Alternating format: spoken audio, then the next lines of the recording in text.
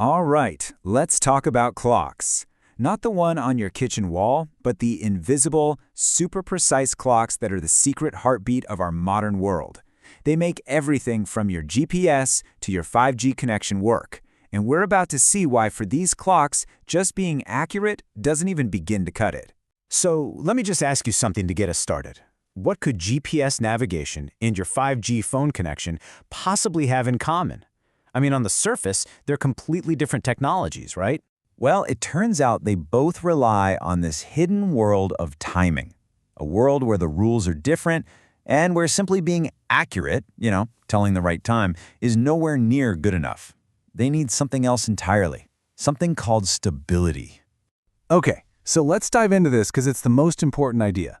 To really get the difference between accuracy and stability, I want you to imagine a drummer.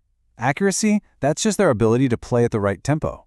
If the song is supposed to be 120 beats per minute, an accurate drummer plays at exactly 120 BPM. Simple. But stability? Stability is their ability to hold that tempo perfectly without speeding up or slowing down even by a tiny bit. It's all about consistency. So how do we actually measure a clock's inaccuracy?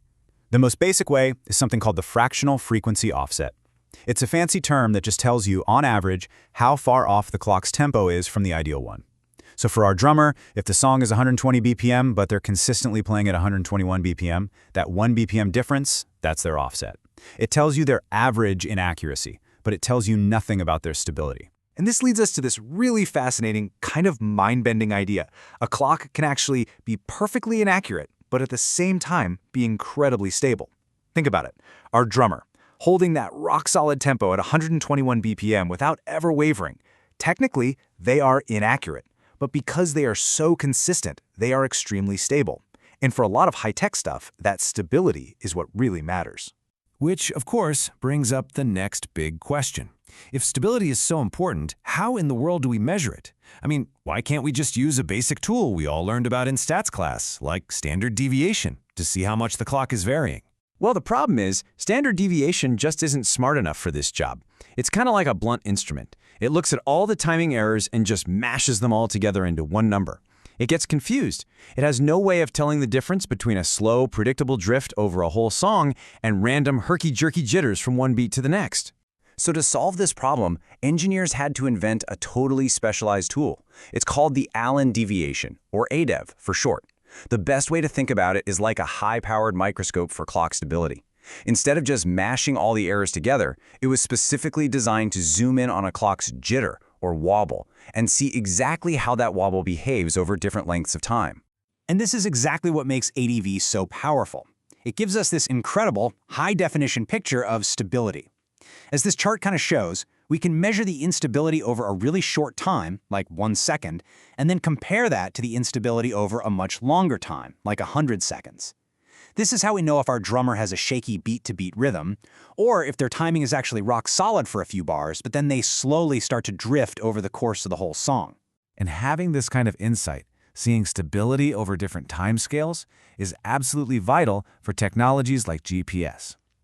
A GPS receiver in your phone needs to know that the satellite's clock is stable for the few seconds it takes to pinpoint your location. But it also has to trust that the same clock is stable over the hours and hours it's orbiting the Earth. ADEV is the tool that gives us that confidence. Okay, so we figured out how to measure the wobble in a clock's frequency. But what about the actual consequence of that wobble? I'm talking about the total time that a clock gains or loses. Now we're shifting gears from measuring wobble to measuring accumulated drift. The first metric we need to know here is called maximum time interval error, or MTIE. I want you to think of this one as the ultimate worst-case scenario measurement. It hunts down and finds the absolute maximum amount of time a clock has drifted away from perfect time over a specific period. For our drummer, MTIE would find that single moment in the entire song where they were the absolute furthest ahead of, or behind, the perfect beat. But hey, what if you don't really care about that one single worst-case mistake?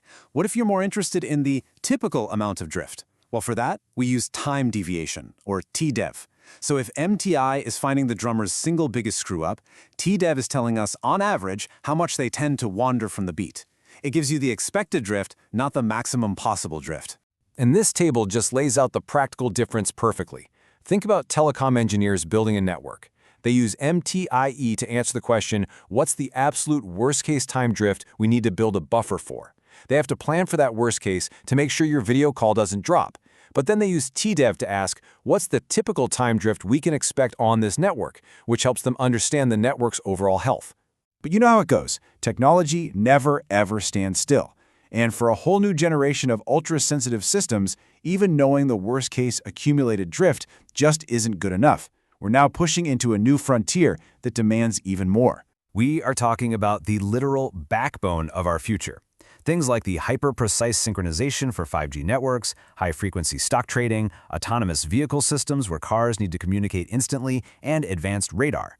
These systems are so incredibly sensitive, they need to know their exact time error at any given moment, not just some peak value over an interval. And so, to meet that unbelievable demand, we have our final metric: maximum absolute time error, or max absolute TE. This is the ultimate measurement. It's not an average, it's not a peak over some period of time. It is a direct, instantaneous answer to the most critical question. Right now, this very second, how far off are we from perfect time? And why does this matter so much? Well, let's take high-frequency trading. An algorithm is firing off millions of transactions a second. A single nanosecond of timing error there isn't just a tiny glitch. It can literally be the difference between a massively profitable trade and a catastrophic loss. The stakes are really that high. So let's bring this all home. We've gone on a pretty big journey here, from a simple drummer analogy all the way to nanosecond decisions that power our entire economy. It really all boils down to 3 key takeaways. First, the absolute core idea. Accuracy is hitting the right note, but stability is holding it consistently. Second, you gotta use different tools for different jobs.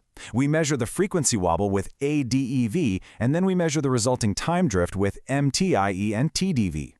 And finally, and this is probably the most important thing to remember, you have to use the right tool for the job.